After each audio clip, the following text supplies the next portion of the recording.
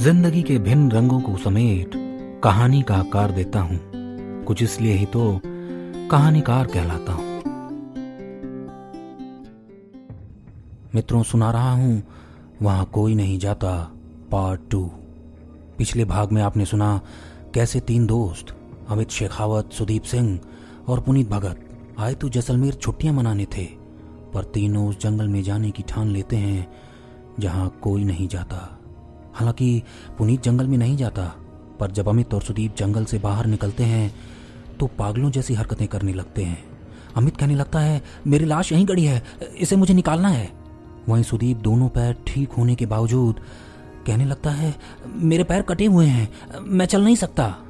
पर जब डॉक्टर्स ने भी जवाब दे दिया तो पुनीत ने आखिर मशहूर डिटेक्टिव बुमरा से मदद मांग ही ली। डिटेक्टिव बुमरा और उनके पार्टनर सैम इस जंगल का रहस्य पता करने जैसलमेर आ ही गए। लगभग शाम 5 बजे जब बुमरा और सैम उस जंगल के बाहर पहुंचे तो उस जंगल का नज़ारा देख मानो दंग रह गए।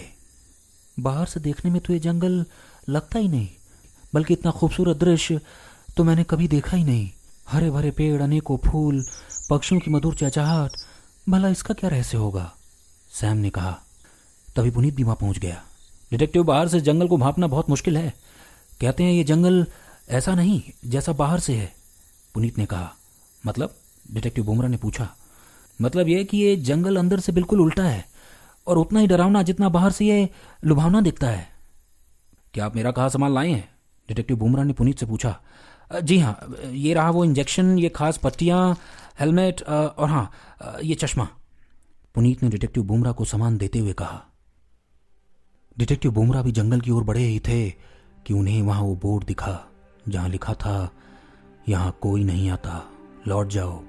अभी सैम और पुनीत कुछ बोल पाते, डिटेक्टिव बुमरा उनकी आंखों से ओझल हो जंगल में जा चुके थे।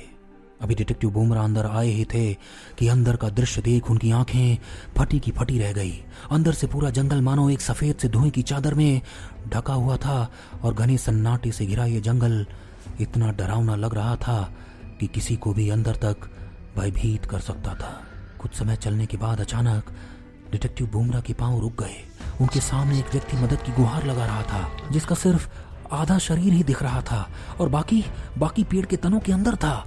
डिटेक्टिव यकीन ही नहीं कर पा रहे थे, भला ऐसा कैसे हो सकता है। वो अभी उस व्यक्ति तक पहुंच पाते, वो व्यक्ति जोर जोर से हंसने लगा।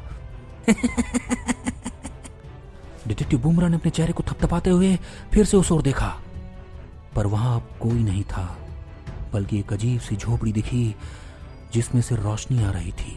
डिटेक्टिव तुरंत उस झोपड़ी में चले गए। अंदर से झोपड़ी टूटी फूटी दिख रही थी। नीचे बहुत सारे कागज पड़े हुए थे और सामने दीवार पर एक चार्ट सा दिख रहा था। ये तो वही चार्ट है जो मैंने उस शातिर किलर को पकड़ने के लिए बनाया था। अभी वो कुछ समझ पाते कि झोपड़ी के अंदर रखे सामान इधर उधर गिरने लगे, मानो उन्हें कोई फेंक रहा हो। डिटेक्टिव भी कुछ समझ पाते, उनके सामने वो शातिर किलर खड़ा था जिसको वो बहुत पहले पकड़ चुके थे, पर उसका चेहरा सुर्ख सफेद हो चुका था और उसकी पीली आंखों से एक अजीब सा काला धुआं निकल रहा था। डिटेक्टिव बुमरा गिरते पड़ते झोपड़ी से बाहर आए तो मानो सब खत्म हो चुका था। उन्हें सामने कई सारे गड्ढे खोदे दिखे जिनसे अजीब सी आवाज आ रही थी, मानो वो बुमरा को बुला रहे थे। बुमरा ने अपने दोनों कान हाथों से मूंद लिए और एक कोने में बैठ गए। उधर बुमरा के पार्टनर सैम और पुनीत चिंता में डूब गए। आखिर डिटेक्टिव बुमरा को अंदर गए पूरे 24 घंटे हो चुके थे। बहुत इंतजार के बाद जब सैम मदद के लिए भी मुड़े ही थे कि अचानक बुमरा को जंगल से बाहर आते देखा। अभी सैम कुछ कह पाता, डिटेक्टिव बुमरा जोर जोर से चिल्लाने लगे, मुझे उस सीरियल किलर को पकड़ना ही होगा, वो और लोगों की हत्या करने वाला है। ऐसा कहते कहते डिटेक्टिव बुमरा बेहोश हो गए। लगभग 4 घंटे बाद जब बुमरा को होश आया तो सैम ने डरते हुए पूछा, तुम ठीक तो हो? थोड़ी देर सैम को ध्यान से देखते हुए जब डिटेक्टिव बुमरा ने सैम को कहा, वो जंगल ठीक नहीं, तो हंसते हुए सैम ने कहा, थैंक गॉड, मुझे तो लगा तुम कहोगे मुझे उस किलर को पकड़ना है। मतलब? बुमरा ने पूछा। मतलब ये कि जब तुम जंगल से बाहर आए तो बार बार यही दोहरा रहे थे। आखिर उस जंगल में ऐसा क्या है? सैम ने पूछा। बुमरा ने कहा, आने से पहले मैंने थोड़ी छानबीन की तो पता चला वहां खोज करता हूं कि एक बहुत बड़ी टीम कई साल पहले रिसर्च कर रही थी जिनमें आयरन ओर्स का बेहद इस्तेमाल होता था और वहां आए दिन विस्फोट हुआ करते थे, जिनकी वजह से न जाने कितने ही लोग इस रिसर्च के हादसों का शिकार हो चले थे। और धीरे धीरे यहाँ की ज़मीन और वातावरण में बदलाव आने लगा और यहाँ स्ट्रॉन्ग इलेक्ट्रोमैग्नेटिक फील्ड्स बन गई। और वही कारण है जिसकी वजह से लोग जब इस जंगल में आते हैं तो इन फील्ड्स और इस वातावरण की वजह से उन्हें इल्यूजन यानी भ्रम हो जाता है और उनका दिमाग उन्हें वही दिखाता है जिससे वो डरते हैं या फिर अक्सर जिसके बारे में वो सोचते हैं। मतलब? सैम ने पूछा।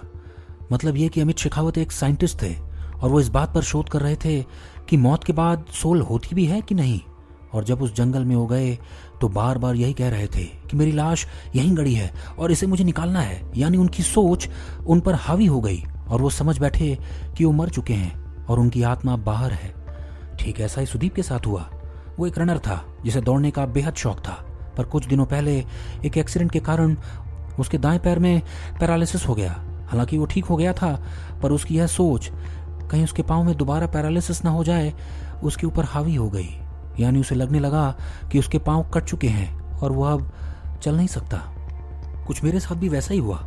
मुझे कभी वो पुराने केस का शातिर किलर दिखता तो कभी वो चार्ट्स।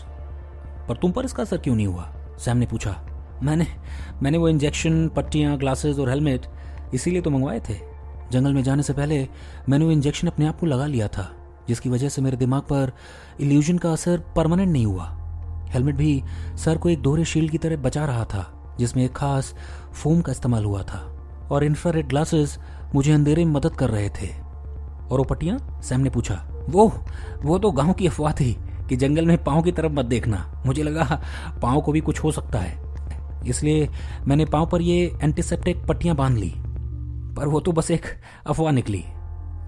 पर मैंने तो सुना है वहां भूत हैं, सैम ने कहा। तब बुमराह ने कहा, देखो भूत का तो मुझे पता नहीं, पर वहां ऐसी कुछ एनर्जीज हैं जो हमारी सोच की बहुत परे हैं। मैंने खुद उनको बेहद करीब से महसूस किया है। इतना कह दोनों उस जंगल के बाहर चले गए और वहां एक और बोर्ड लगवा दिया, यहाँ कोई नहीं जाता और जो जाता है वो वापस वैसे नहीं आता। इसी के साथ मैं अपनी कहानी और वाणी दोनों को विराम देता हूं। सुनते रहिए कहानियां कहानीकार सुधांशु राय के साथ।